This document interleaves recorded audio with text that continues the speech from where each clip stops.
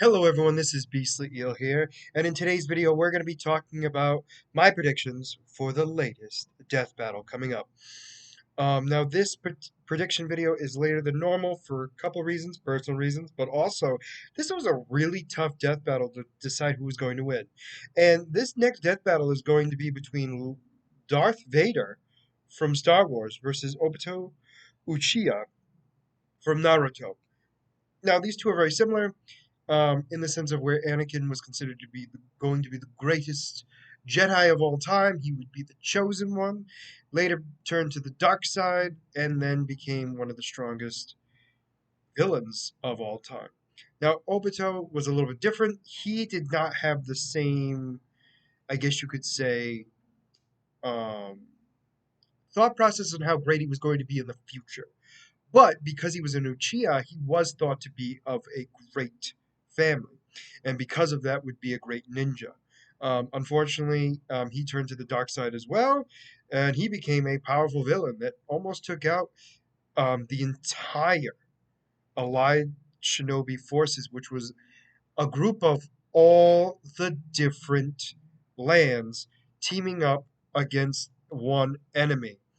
And this was the first time it's ever happened, and yeah, um, very, very powerful. So it was a similar death battle between Kakashi versus Obi-Wan Kenobi, and Obi-Wan won because technically he was able to use the Force, and the Force was, you know, everywhere. But Obito is different. So Obito has the ability to use vast amounts of chakra without being tired. Plus, he has access to being the ten-tailed Jinchuriki, um, and that makes him incredibly more powerful. So he has the ability to do so much without that. He's incredibly strong. He's able to use genjutsu and everything else. He's a powerful fighter in general. He has the ability to phase through attacks, granted for only 5 minutes, but still.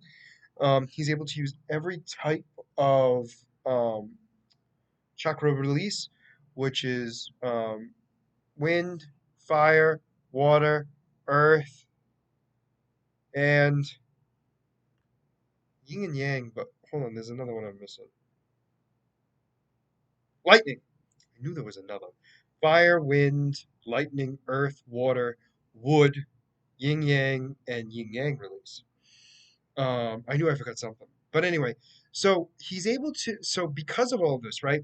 So he almost lost half his body in one battle, and he was given the power of what's called a white zetsu, which is a plant-like creature who was added to him that allowed him to combine his earth and water releases, which created wood release, which allows him to able to manipulate Jinchurikis and the tailed beasts in general. Although that's not going to do much against, um, um, sorry, I almost said Obi-Wan, against Darth Vader, but he's able to use wood without a problem.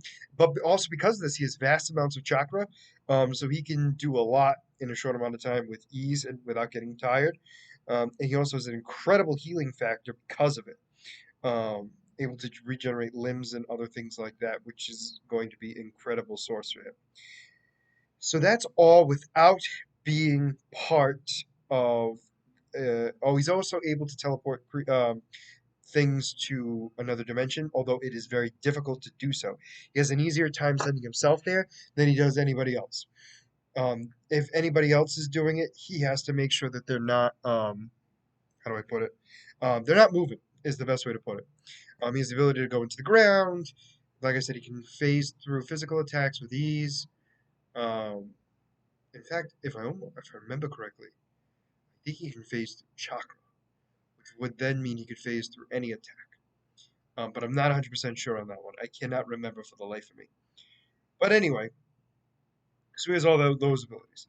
Well, then we have his do. I don't know if we're gonna give him the Riengan. Is that how you say it? Riengan. Um, which allows him to use the six paths techniques, which is the outer path he can summon, the demonic statue of outer path. create chakra chains to restrain targets, and use the heavenly light technique to revive the dead in exchange for his life. I doubt he's going to use here. Um, he's also able to use. All right. So he is, while in possession of it, he also is used to create his version of the six paths of pain, composed of six reanimated Jinchuriki with their respective tail beasts sealed back into their bodies. He controlled each of them with a single chakra receiver embedded in their bodies. Each Jinchuriki had a same eye pattern as his, a right Sharingan, which he granted it protective abilities, and his left Riengan, which allowed them to share their vision and coordinate their movements. He's highly intelligent, blah, blah, blah.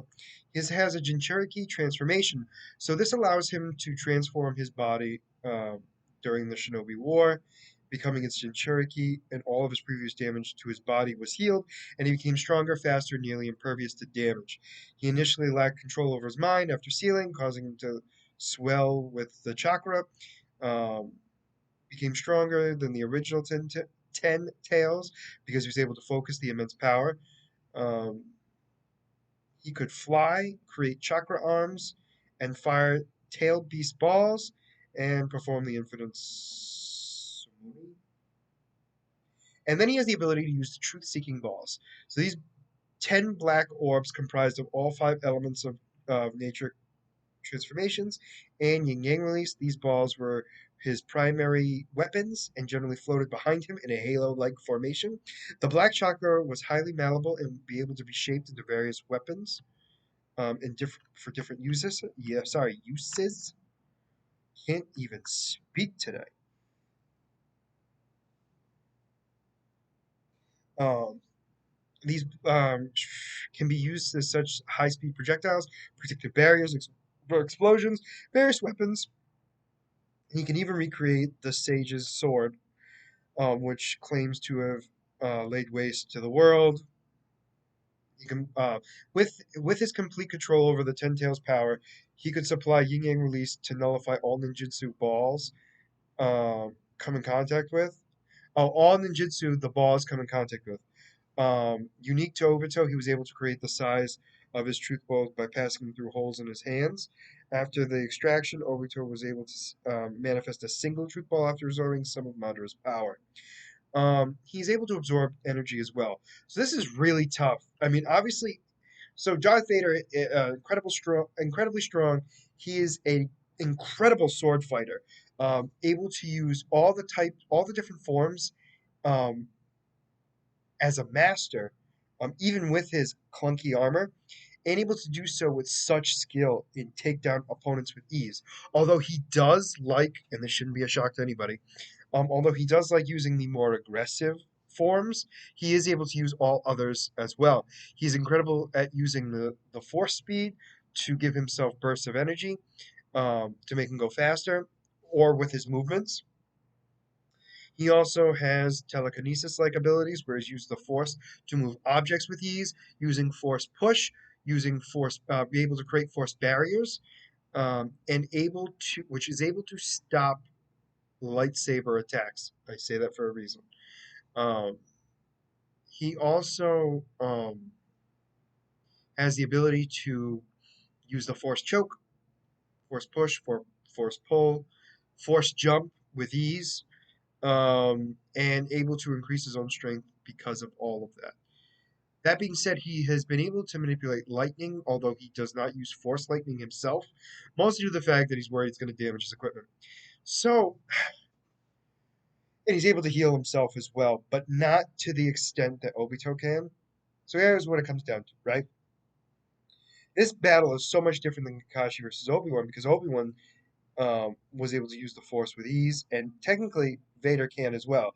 The difference being Kakashi had a limited supply of chakra, where Obito does not. He has a vast amount of chakra. Um, in fact, rivaling Naruto, who has an incredible amount. It's not limitless, I will say that, but it is like compared to Kakashi, it is like I would say minimum 1,000 times as much. Um, And with that being said, he's technically stronger than Kakashi as well. Um, so initially, I wanted to go with Vader as the winner of this death battle, mostly due to the fact that he uses the Force. But Obito could block a lot of all the attacks that Vader would use, chokes and all that stuff. And even with a choke, he would use his wood release and attempt to at least hurt Vader enough to drop him. And what it would come down to is who can do more damage. And I feel like although Darth Vader can do a lot of damage to Obito, Obito can heal himself a lot faster than Lord Vader. So with the wood release and everything else, and then you have the tailed beast, so you have all the the truth seeking balls. I would imagine that that could do a lot of damage. Granted, might not be able to get through the force barrier, right? But could still do a lot of damage, um, and potentially cause damage to his suit, which would then make Vader much weaker and able for Obito to take him out. So because of all of that, right?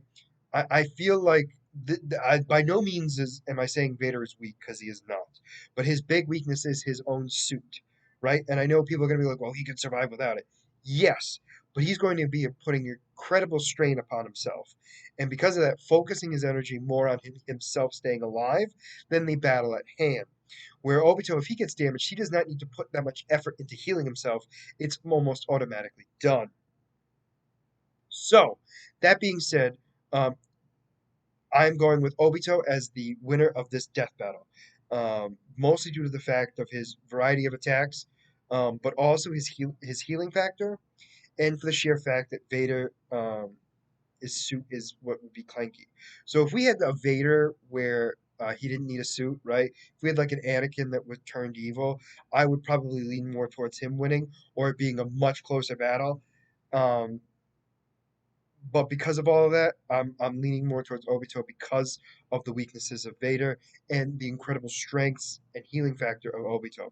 So that is where I'm going. So let me know in the comments below. Do you agree or disagree with it? And why? Also, if you like the content you see, please like and subscribe below. Other than that, this is going to be Beastly Eel signing out. Have a great night.